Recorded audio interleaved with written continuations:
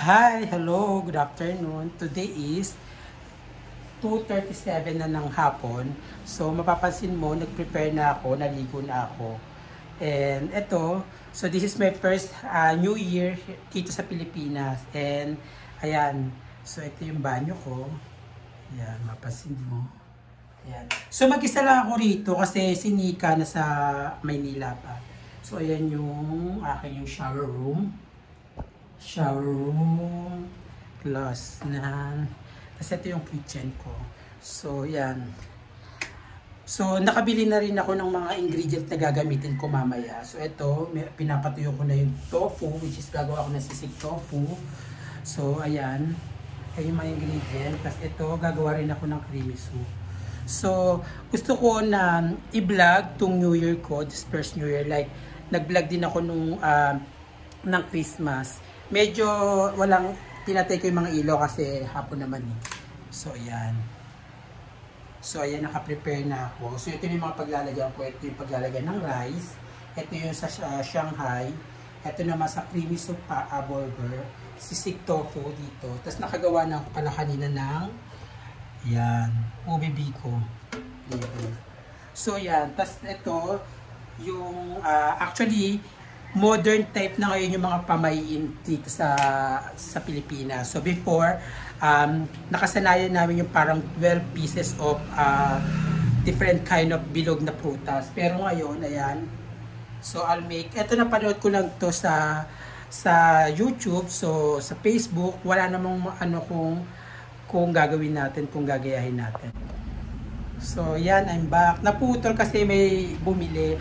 Actually, dahil nga 'di ba, mataas, almost 6 months na ako dito sa Manila. So mas nag-decide ako na mag-open ako ng small sari-sari store. Hindi naman siya yung bonggang-bongga kasi syempre nandito lang din naman ako sa bahay. So, ayan. So, yung mga small ayan. So yan, nagbukas ako ng tindahan habang naghihintay. So around 4 o'clock, mag-start na ako mag-prepare na magluto. So yun nga, may handaan doon kila Sheila dahil plano nila na maglitsyon, then in-invite nila ako. So yun. Then I'm not sure kung pupunta ako o hindi. So yun nga, going back, ito yung sinasabi ko sa inyo, yung parang prosperity na may 12, yan, 12 na egg. 12 na papel na pera, ayan. Tapos may cotton sa loob, gold coins na chocolates, meron din coins yan.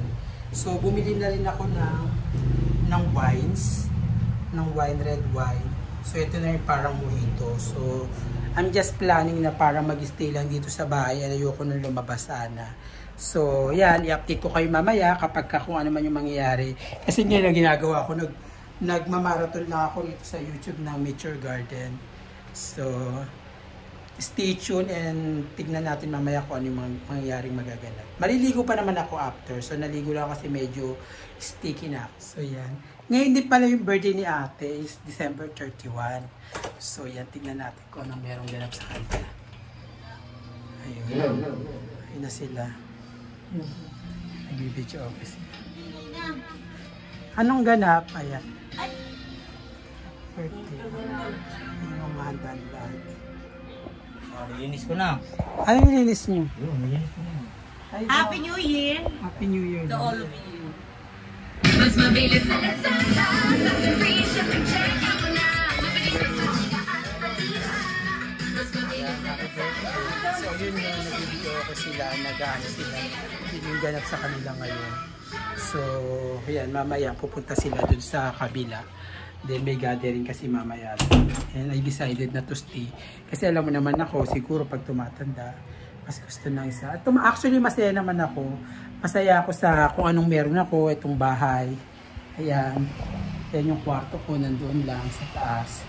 Tapos, mamaya kasi, pagka natapos ko ng lutuin to, ay plano na mag-stay lang dito sa sarado ko na yung tindahan. Then, bubuksan ko yung aircon. Then, dito lang ako mag-chill-chill, kakanta.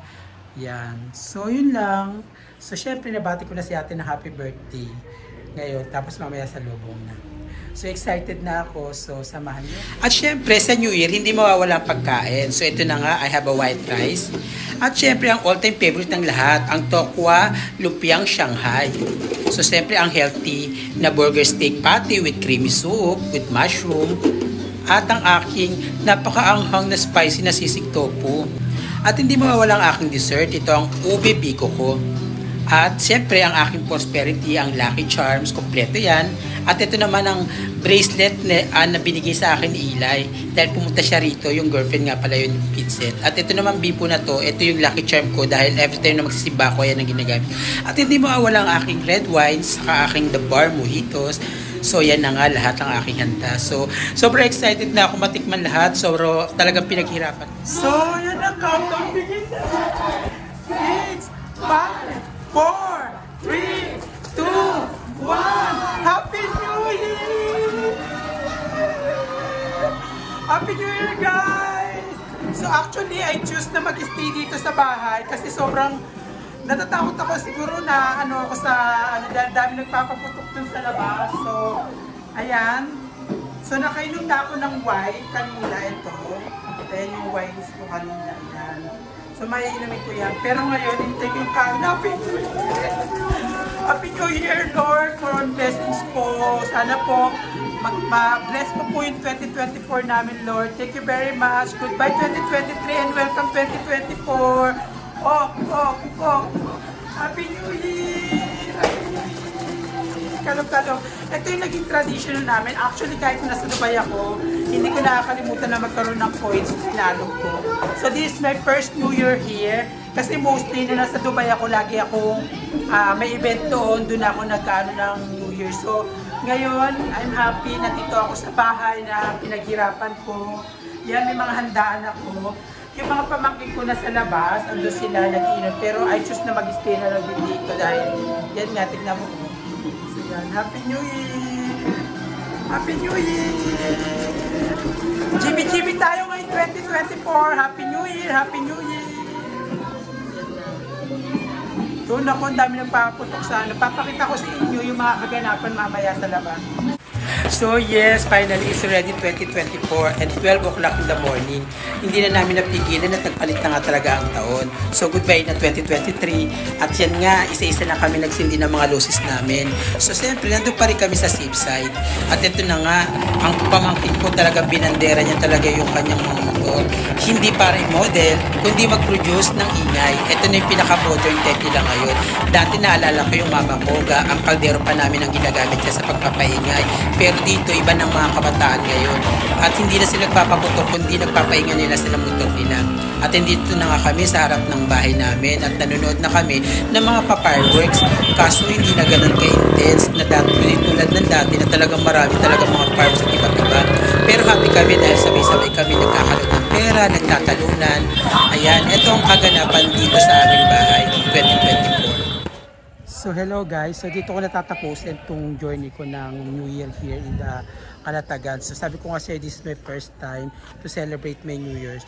Although I choose to be alone and mag-stay dun sa may kwarto and take a white or something to unwind. So pero pinakita ko pa rin sa video kung ano yung mga nangyari at mga naganap sa labas. Hindi na ako nagpunta ron, hindi na ako nag-stay dun because I choose nga na mag-isa. Then maaga rin ako natulog. So yun, naubos naman yung handa ko dahil kumain naman din sila ate doon.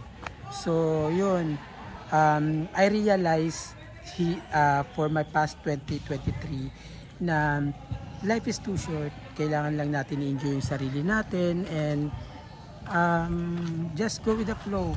And you always choose yourself as a top prioritize. And yung mga family, secondary na lang yun. If you have an extra, you can choose to help them. But it's up to you pa rin. So yun nga, yung 2023 ko is medyo naging rough, naging tough for me dahil nga this year that I realized na mag-stay na rito sa Pilipinas. But I'm so thankful and I'm so grateful na na-experience ko lahat at the age of 40. So I choose na mag-stay na rito. Yun nga pala, ito pala yung motor ko. Actually, nabili ko na ito. Yan, siya yung lagi kong kasama if I wanted to buy ng groceries or something need in the room. So, going back for what I'm saying. So, yun. Ngayon, I'm just looking forward for 2024 na sana maging okay, maging maganda at maging maayos. And more of blessings. Ngayon, kung ano man yung mga nangyayari sa akin at na-experience ko ngayon, I know it's a part of growing up and I'm just looking forward. I feel blessed. I feel blessed and I know that I'm a blessed person. So, para to think and to stress myself, siguro I'm just looking forward in a positive and a good way. Yun lang. So, I'm just forget lahat ng mga hindi maganda nangyari sa 2023 and learning na rin para sa akin yon as a lessons. So, welcome 2024. I'm just looking forward. Sana magawa ko pa rin yung mga gusto kong mangyari at mag-enjoy ko pa rin yung mga dapat kong magawa. So, I'm here at the plaza. So, yun nga, nagbabalibol yung mga pamangkin ko doon. So, ayan. Lumabas lang ako. Actually, it's already 9:30 in the evening and I choose na magsarado ng tindahan ng maaga kasi for myself. Although nakainom naman na ako kanina ng wines and mojitos. So, yan. So, always remember, choose to be happy and follow what your heart desires. So, bye-bye. So, Happy New Year to everyone. Welcome 2024. Happy New Year 2024.